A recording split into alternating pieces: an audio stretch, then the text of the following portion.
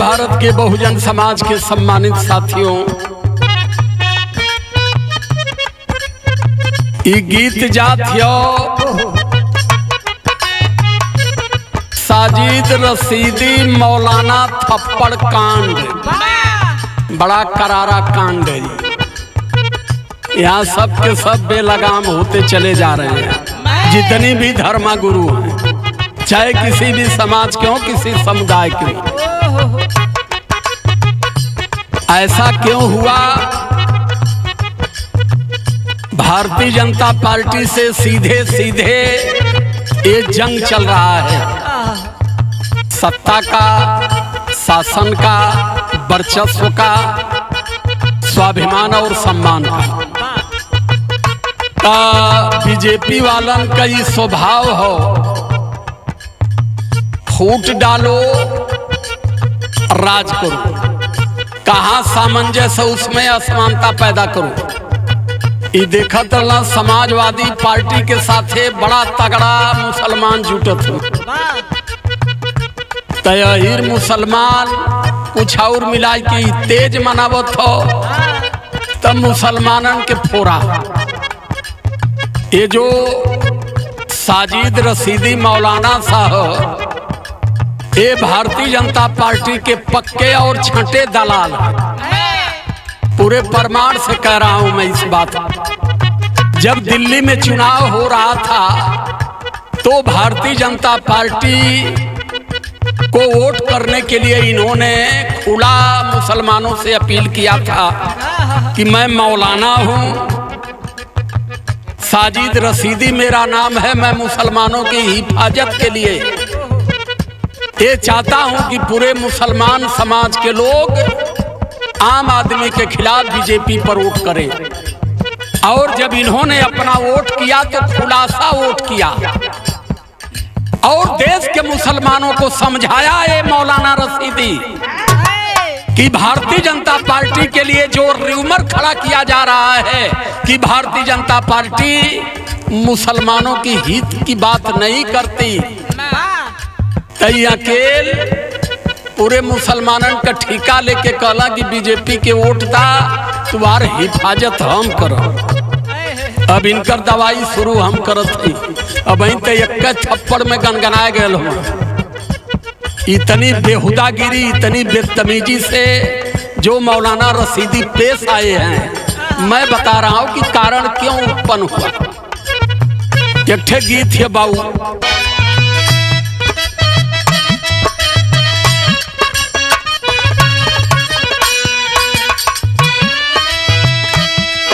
आई गीत है सौरभ, एके ससुर दुर्भाग्य कहल जा कि सौभाग्य कहल जा।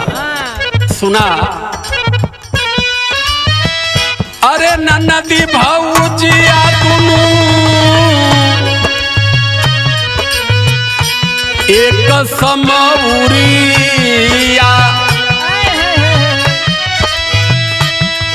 देखा यह संयोग ससुर वियोग, भौजाई ननद एक समौरी, आ दोनों मरत ही खटिया के पाटी पकड़ के। कवि के दिमाग का हरकत है। ननदी भौजिया दोनों एक समौरिया, दुनहुन का पिया पर देसिया होना, एक समौरी दुनहुन का।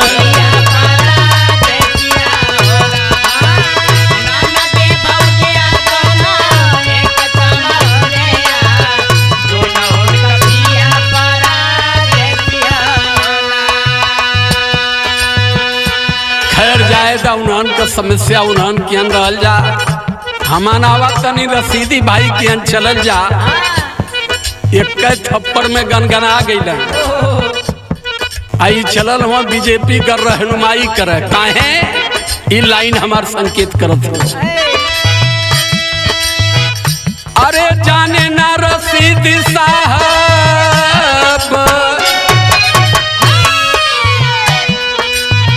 जाने ना रसीदी साहब भाजपा का नीतिया, आइल बाया फतिया सिरावा पे जाने ना रसीदी साहब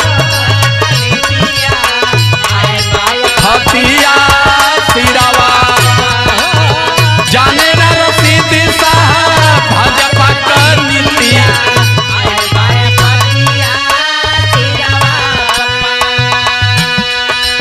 भारतीय जनता पार्टी का ये रूल है कि हर समाज से 2-2, 4-4 दलाल खींच लिए। जो समाज के तितिल गुलाम लोग हैं, जो भारतीय जनता पार्टी का तलुआ चाटने वाले हैं, समाज को बेचने वाले हैं और समाज के हक हकूक की लड़ाई का वादा करके समाज से वोट लेकर के बीजेपी में जा रहे हैं।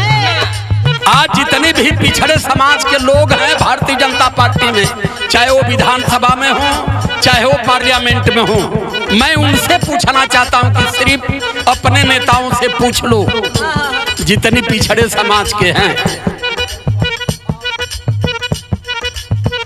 चाहे केशव मौर्य हो, ओम प्रकाश राजभर हो, संजय निषाद हो, अगर हैसियत है तुम लोगों के पास, समाज की लड़ाई लड़ रहे हो, तो सिर्फ अपने मुख्यमंत्री से पूछ लो कि देश में 27,000 विद्यालय आप क्यों बंद करवा रहे हो।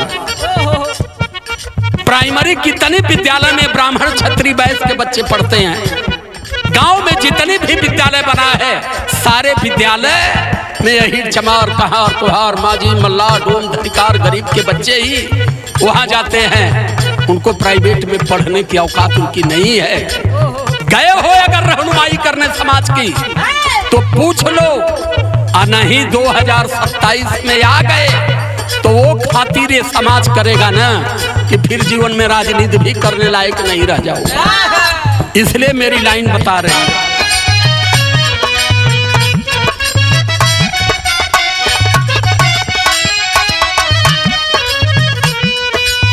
यादो मुस्लिम का देख भारी मेल हो,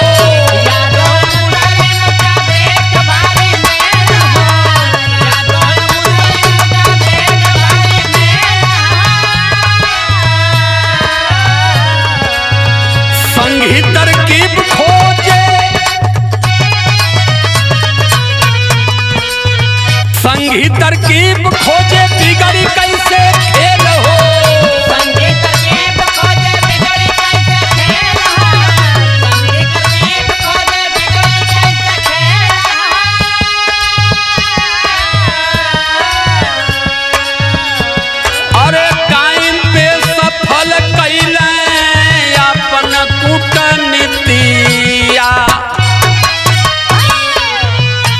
मौलाना रशीदी को तैनात किए थे किसी भी हालत में यादव और मुसलमानों में तुम्हें मतभेद पैदा करना है, जितना रुपया चाहे ले लो।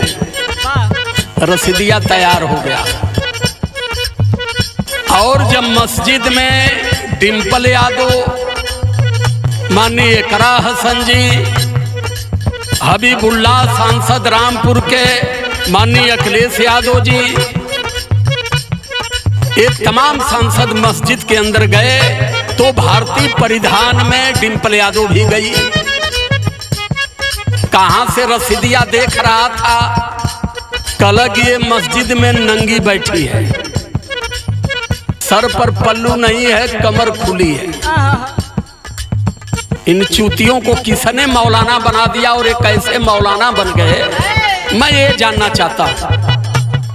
अगर तुम मौलाना हो फोन पर बता देते। आदरणीय डिम्पल यादव जी ऐरी गैरी महिला भारत की नहीं है, भारत की शूद्र समाज की पहली महिला जो निर्विरोध सांसद चुनी गई है, ये पहला रिकॉर्ड है। रशीदी सुन लो अगर नहीं जानते हो तो। तुम्हारे मस्जिद का रूल रिवाज तुम्हारे साथ होगा, लेकिन तुम्हारे बाप भी वहां बैठे थे, हबीबुल्लाह अंसारी जो इमाम हैं, तुमसे बड़े जानकार हैं वो। कहीं भी जाओ, हर जगह जाने के लिए हर आदमी की अपनी अलग अलग एक तहवीज और अलग अलग अपना विचार होता है, लेकिन किसी पर इतना गंदा कमेंट करना, ये साजिद रशीदी नहीं, ये भारतीय जनता पार्टी वाले बोल रहे थे कि अगर ये डिम्पल पर कमेंट करी है तो अहिर मनी है ना मोट दिमाग को हमें अहिर इनके मुकवदी हैं। तो जब अहिर मुकवदी हैं तो मुसलमानन में सनेसा जाए कि मौलाना मराए गई है के मरल अहिर मरल। तो ये कुल मियाँ जवन हो फिर अहिरन के खिलाफ खड़ा हुई हैं तो फिर अखिलेश यादव के खिलाफ खड़ा हुई हैं। ये जो कहानी तुम लोग गढ़ करके बकचोदी कर रहे हो ये सब हम लोग जानते हैं। ऐसी बात नहीं है कि बहुत बड़े समझदार हो तुम, जो कर रहे हो तुम ही जानते हो। तो ये लाइन हमारी कह रही है, अरे टाइम पे सफल कैले अपन कूटनीतिया, टाइम पे सफल कैले अपन कूटनीतिया, आइल बाया फतिया सिरवा पे कूटनीतिया।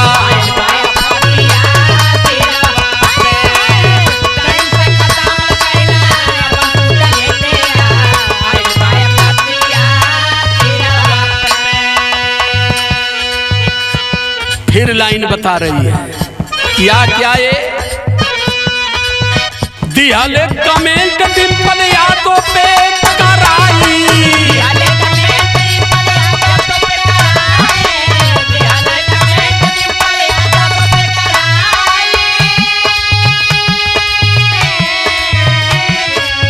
बन के हम दर्द रहे सोरवा मचाई,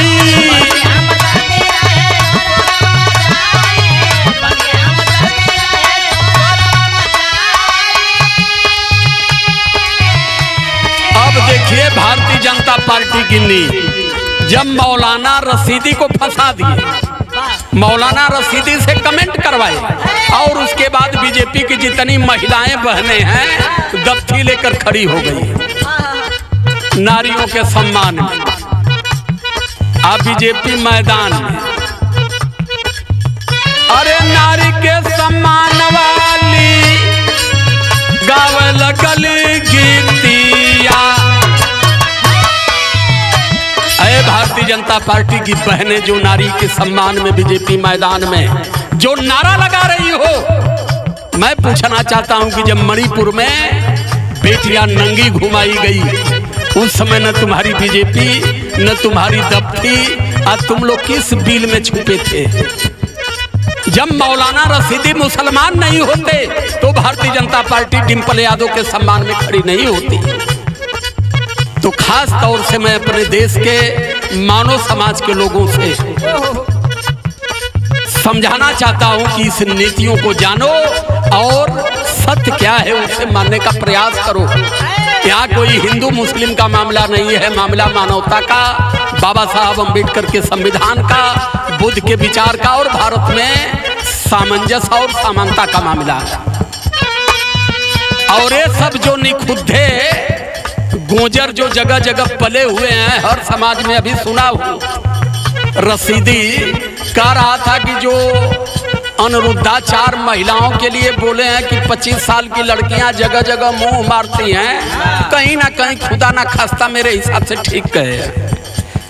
अभी समझा रहा हूं रशीदी, समझ जाओ। हाँ नहीं समझ पाए बेसी बोलना नहीं चाहता क्योंकि हम लोग देश में मानवता चाहते हैं, देश में अमन और शांति की पहल करने वाले लोग हैं, हम संविधान को मानने वाले लोग हैं। और तुम्हारे जैसे गोजर इस देश में मानव से मानव को लड़ा करके अपना उल्लू सीधा करके देश में अशांति पैदा करते हो, इसलिए लाइन कर रही है बन के हम दर्द रहे। ये हमदर्दी देखावत हुआ कि हम नारिन के साथ है, जवन नारिन के साथ है दोनों नारी सम्मान का काम करत हुआ एक पूरा प्रदेश और देश का जनता जान चुकल है।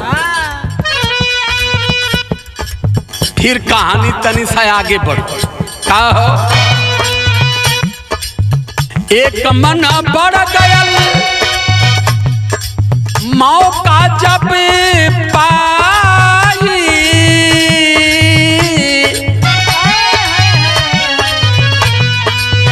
दिहल रशीदी पर थप्पड़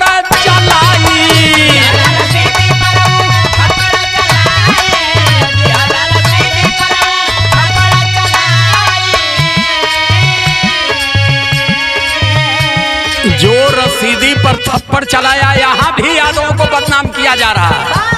वो समाजवादी पार्टी का 6 महीने का 6 साल का निष्कासित व्यक्ति था, सवर्ण समाज का था। और जाए के रसीदी के मरबत कैला, तलाक दे वो कंचटिया ताकते।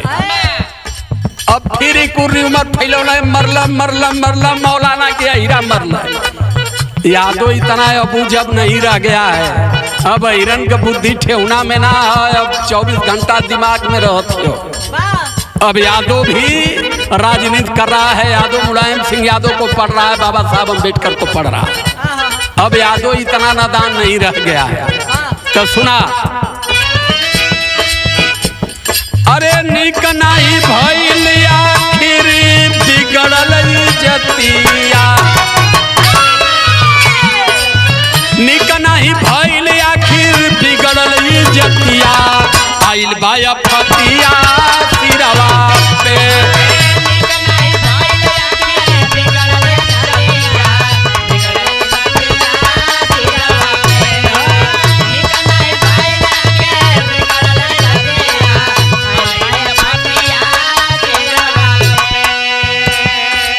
अब मौलाना रसीदी को मैं समझाना चाहता हूं कि मौलाना, जितना भी दिमाग तुम्हारे पास हो, लेकिन एक बात सुन लो, मेरी लाइन कह रही है,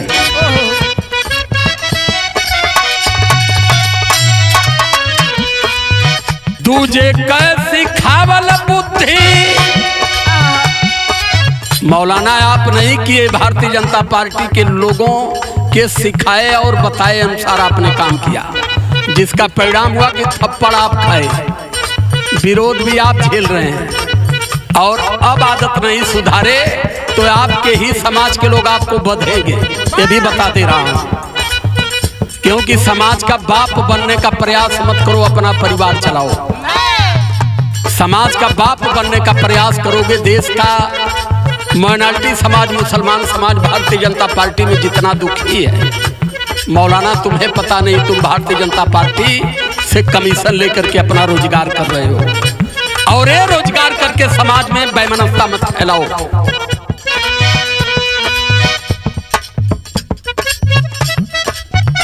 अरे तुझे कसी खावल बुद्धि काम नहीं आवे,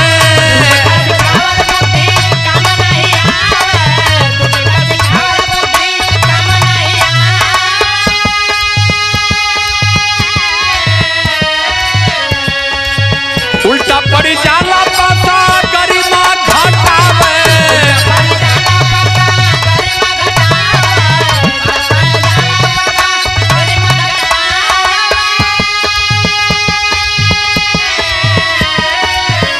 अरे मटिया बराबर होला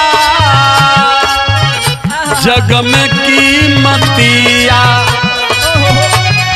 आइल फतिया सिरवा पे। मौलाना रसीदी, पूरा मौलाना गिरी आपकी मिट्टी हो गई, पढ़ा लिखा आपने व्यर्थ कर दिया। फिर लाइन हमार जाती है, मोहरा बना के दिया थप्पड़ खिलाई,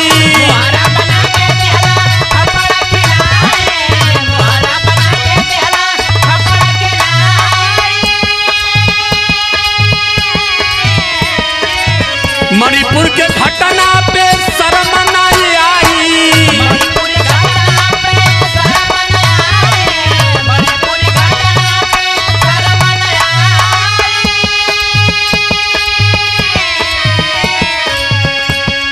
अरे हाथरस में पिटिया के भइल दुर्गतिया। मणिपुर में भारतीय जनता पार्टी की गवर्नमेंट थी, भारतीय जनता पार्टी का मुख्यमंत्री था, इसलिए वहां तमाम बेटियां घुमाई गई। फौजी की बेटी का और पत्नी का सरेआम रेप किया गया, वहां इनके शर्म ना आई। ये बदे की भारतीय जनता पार्टी दूध का धोवल ही हो, इनके सरकार में कुछ हो बस वही के कहना यह राम राज है। हाथरस में जोगी की गवर्नमेंट है, प्रदेश में हाथरस में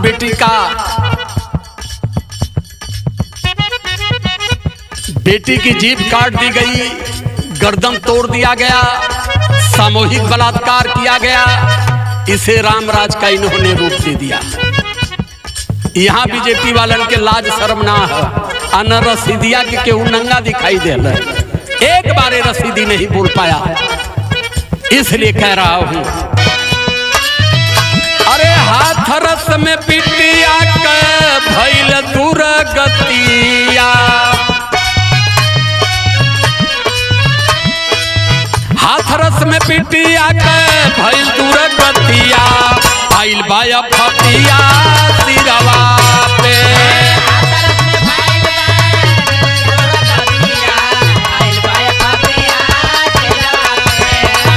हाथरस में आइल बा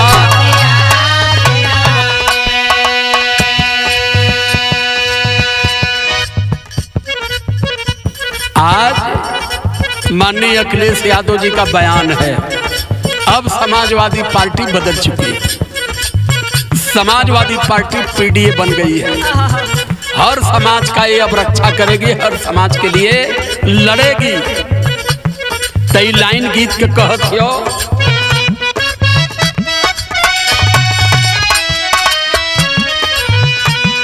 अरे पीडीए के साथ केहू, पीडीए के साथ केहू हाथ जो लगाई,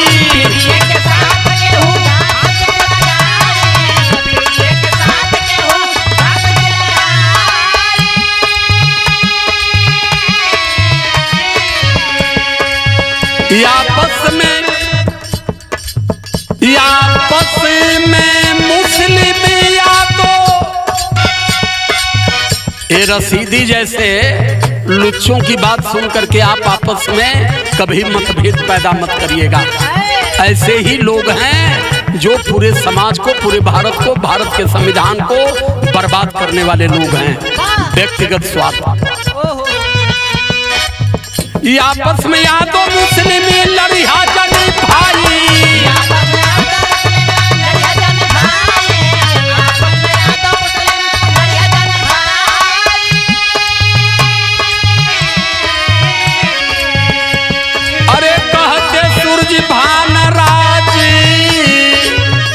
कुमार जी से बतिया, कहे सूरज भान राजकुमार जी से बतिया, आइल फतिया सिरवा पे।